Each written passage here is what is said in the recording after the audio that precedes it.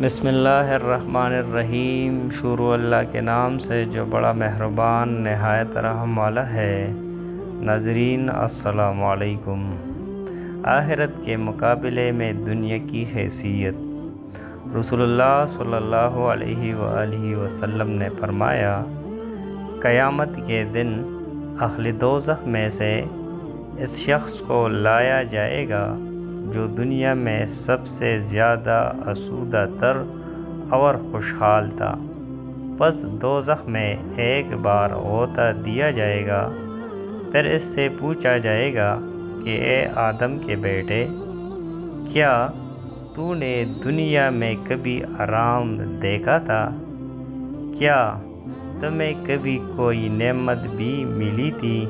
وہ کہے گا کہ اللہ کی قسم اے میرے رب، کبھی نہیں۔ اور اہل جنت میں سے ایک ایسا شخص لایا جائے گا جو دنیا میں سب لوگوں سے سخت تر تکلیف میں رہا تھا۔ جنت میں ایک بار غوطہ دیا جائے گا، پھر اس سے پوچھا جائے گا کہ اے آدم کے بیٹے، تو نے کبھی تکلیف بھی دیکھی ہے؟ کیا تجھ پر شدت اور رنج بھی گزرا تھا؟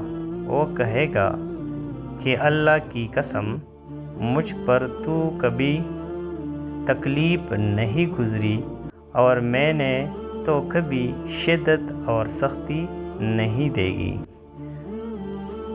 تو ناظرین، آخرت کی زندگی میں دوزخ انتہائی سخت اور جنت انتہائی آرام دہ جگہ ہے، تو ہمیں چاہیے کہ آخرت کے لیے تیاری کر لیں۔